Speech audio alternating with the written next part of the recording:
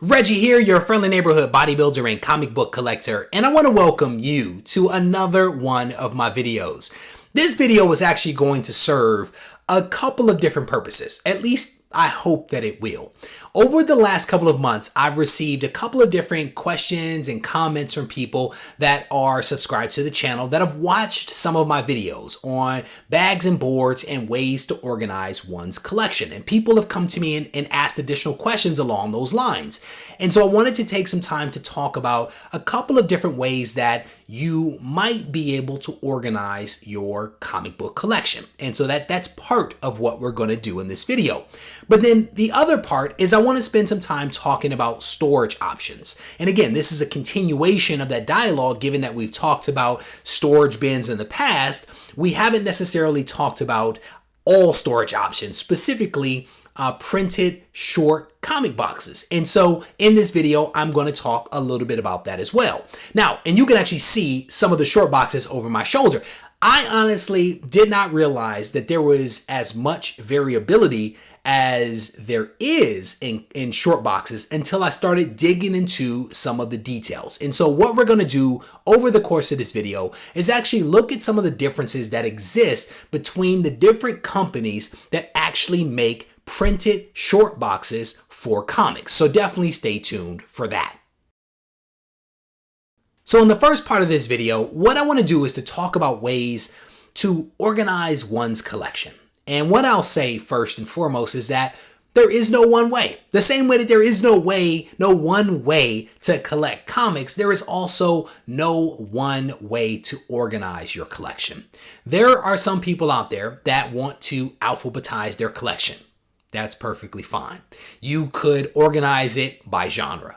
You could organize it by superhero or non-superhero, by Western, right? That's what I mean by genre. You can organize it by age. You could have your golden age, your silver age, your bronze, your moderns, etc., all organized by the age. You can do them by character. You can do them by team. There honestly is an infinite number of ways that you can actually organize your collection. And the truth of the matter is that they all make sense. If it works for you, it actually makes sense. Personally, I organize my collection in maybe an interesting way, maybe not. You guys will tell me in the end. But what I try to do is I try to group all of my comics essentially by character. And that's really easy if you have a lot of books of a certain character. So for me, for example, I have a ton of Spider-Man books. So all of the Amazing Spider-Man books go in one set of boxes. And then in another set of boxes, I'll have an assortment of different titles. So I'll have maybe 3 or 4 boxes that is a mixture of Web of Spider-Man, Spectacular Spider-Man, Spidey, the Spider-Man from the 90s, right? They'll be organized in a set of boxes where there's nothing else in that box outside of Spider-Man. And so if I am looking for Amazing Spider-Man, those are set in a number of boxes. If I'm looking for a Spider-Man related title, those are organized in another set of boxes. Now, beyond that, what I've realized is that I always don't have enough of a particular character to fill up a short box. And so what I'll do is I will have a short box that might be organized around a specific theme. So for example, cosmic. If you were to look in my cosmic short box, what you would see is, as you would imagine, anything related to cosmic entities. So you have your Thanos, your Silver Surfer, maybe your Starjammers might actually be in. If you guys remember the X-Men Starjammers, that could be in that box. Your Gamoras, your Guardians of the Galaxy, all of those type of books will be organized in a cosmic box. I will also have a mutant box, and that mutant box could contain things like the New Mutants, X-Factor, potentially some X-Men if I don't have enough X-Men to fill up a short box. So my point is that there's a couple of different ways that you can do it, and these are just some of the ways that I've actually opted to organize my collection.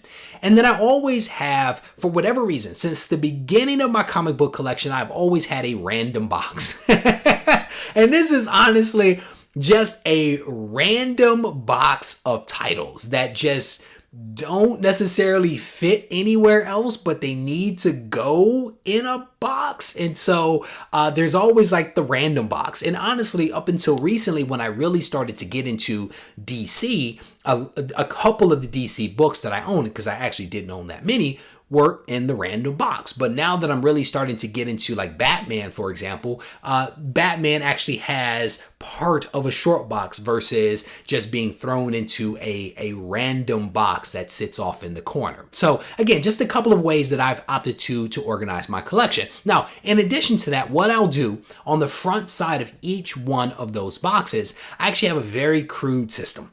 I'm gonna be honest with you. It is a very crude system in which I just use either a sticky note or an index card taped to the outside of the box. And I will handwrite on there like Amazing Spider-Man, 1 through 261 or 300 through 500 or something like that. And then if it's one of those mixed boxes that I talked about before, I will actually label that one with the individual titles that are contained in that short box. But because I move books around fairly frequently, I don't want to do anything permanent on the box. I need it to be something that I can just remove and then edit as I need to do so. As titles grow and shift from one box to another, I need something that's relatively flexible. And that's a little bit different to some degree than what I do with my BCW plastic bins. The BCW plastic bins, which I have some of my higher end books in, they actually have a slot on the front of the box where I actually can insert a 3x5 card.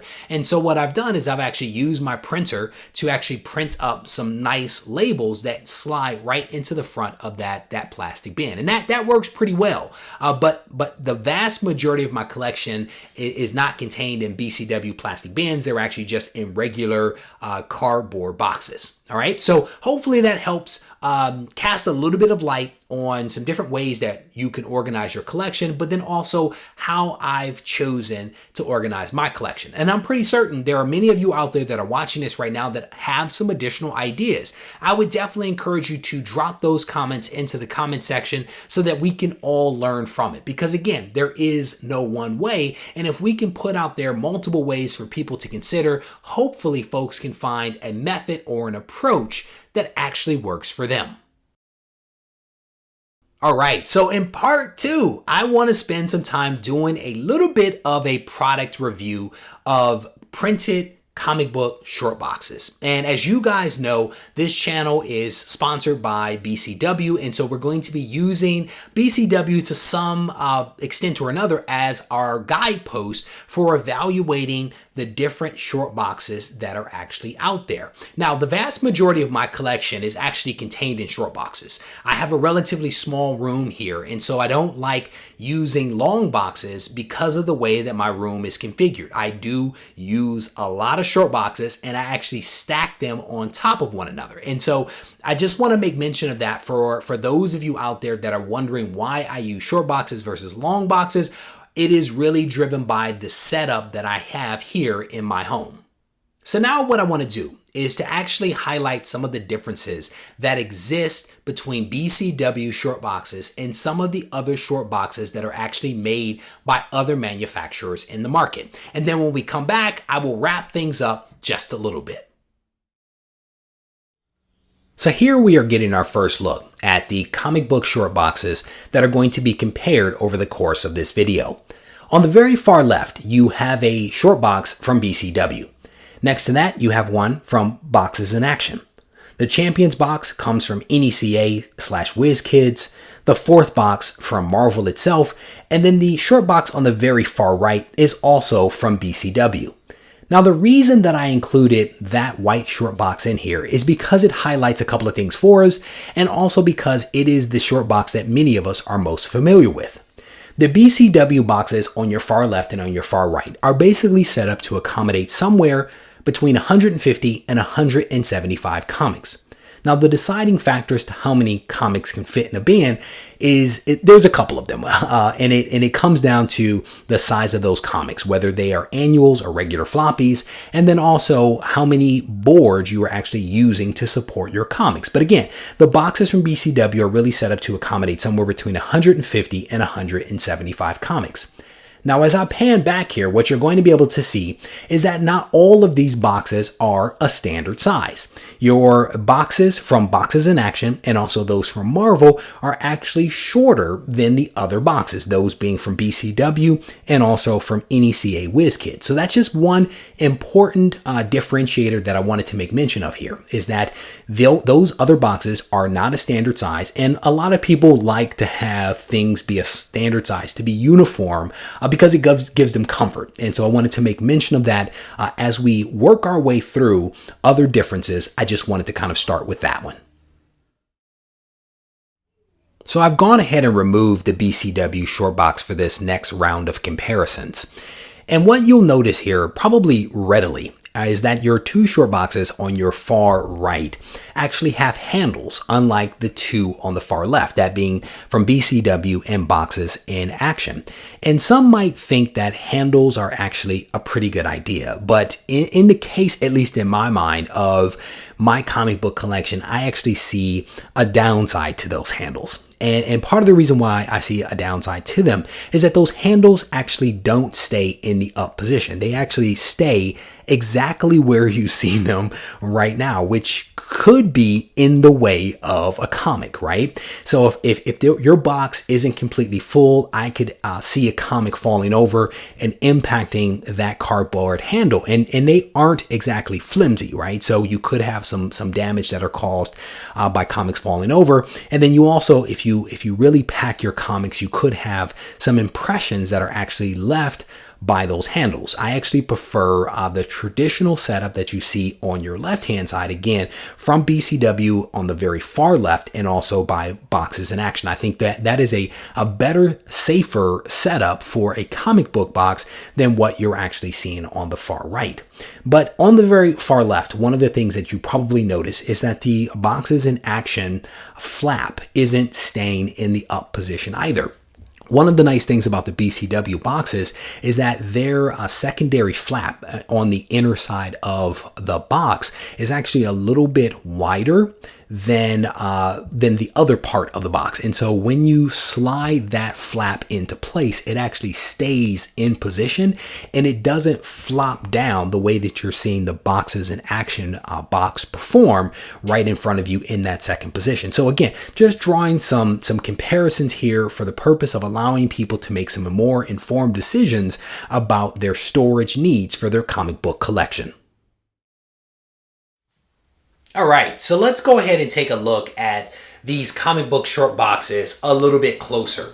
The first box is, again, one from BCW, and what you can actually see here is that the box is printed on all sides, including on the top. The artwork wraps all the way around this particular box. Let's move that off to the side. Next, we want to take a look at the box from Boxes in Action, and here too you can also see that their artwork is actually printed on all sides of the box as well. This one isn't as decorated as some of the others, but you do have artwork, at least some artwork, on all sides, including the top.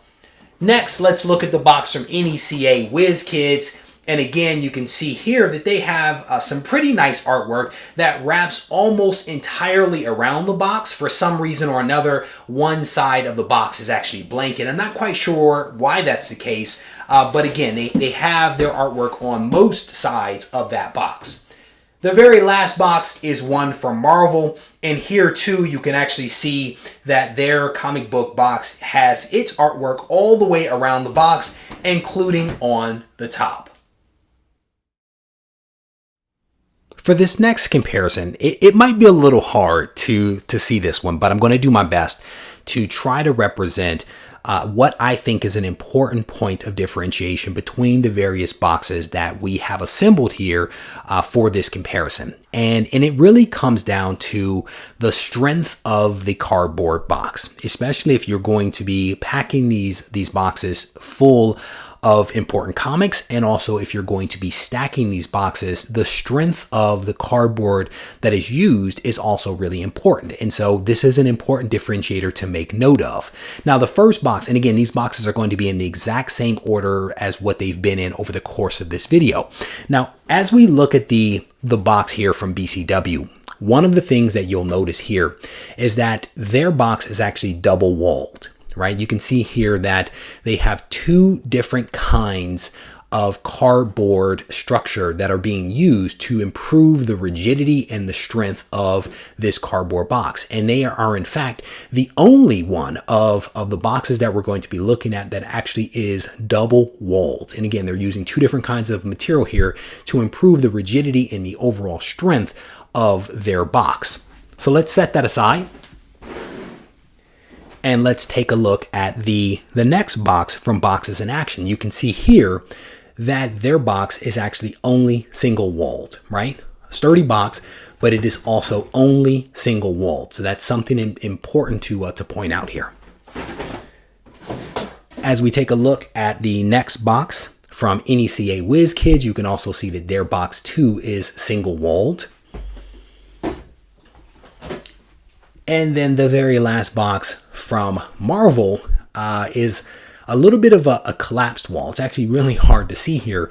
They actually don't have very much in the way of reinforcement on their box. And you can see that this is really thin on this side, and this side has a little more rigidity and structure to it, but not as much as the other ones that we just looked at a few moments ago.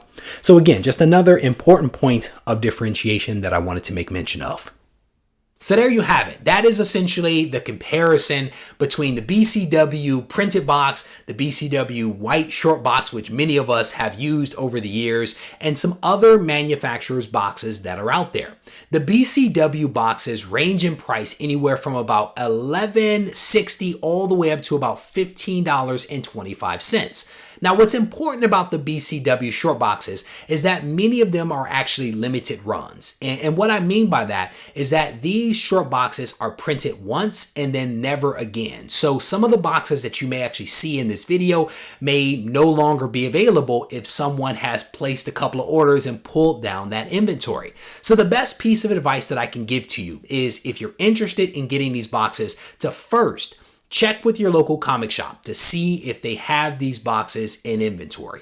If not, then you can go to BCW's website and check out the available inventory. The link is actually in the description of this video. That way you can go and you can see what inventory is out there. And then I should also mention to you that with BCW, anytime they're shipping something in the United States, they actually do it for free if your order exceeds $80 or more. And so if you're international, I think you have to look at some local distributors in your geography. But here in the US, they will ship anywhere in the US for free if your order is above $80. But again, the first thing you want to do, check with your local comic shop, see if they have it. And if not, go to BCW's website.